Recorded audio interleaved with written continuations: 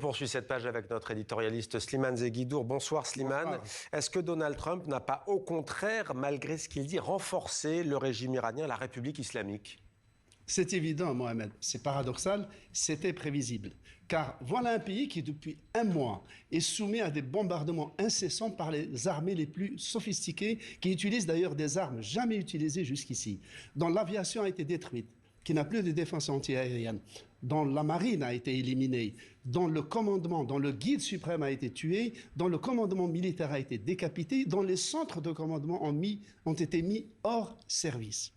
Mais avec ça, c'est un régime qui rend coup pour coup, qui subit des dommages extrêmement sévères, mais qui en inflige aussi, même si la censure des pays arabes du Golfe et d'Israël empêche d'en montrer toute l'ampleur.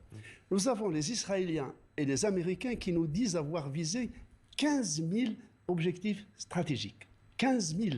Alors, dans ce cas-là, d'où viennent les pluies de missiles que l'Iran continue de déverser sur les bases américaines du Golfe, sur les pays du Golfe et sur Israël?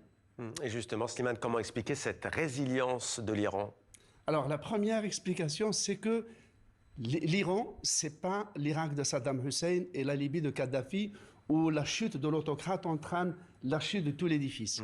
L'Iran, c'est un État-nation qui a 2500 ans, qui a été fondé par Cyrus et Darius, c'est un État, c'est un pays de 90 millions d'habitants, qui est pluriethnique, qui a une richesse, qui a une profondeur, une densité. Et qui s'est préparé. Et qui s'était préparé en enterrant la majorité des institutions sensibles et en préparant sur les 31 provinces du pays, il y a maintenant un commandement autonome, totalement libre sur chaque province. Donc 31, c'est ce qu'on appelle une défense en mosaïque.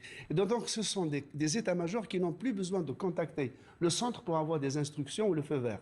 Autrement dit, le centre aujourd'hui en Iran, il est partout et nulle part. La deuxième raison, c'est que la guerre a pris une tournure depuis quelque temps. Depuis la destruction des 15 000 objectifs stratégiques, l'armée américaine et israélienne, qu'est-ce qu'elles attaquent? Des centrales de dessalement d'eau, des centrales électriques, des dépôts de pétrole et plus de 100 musées et monuments historiques. Et alors face à cela, ça ressemble non pas à une lutte contre les régimes, mais à un châtiment collectif.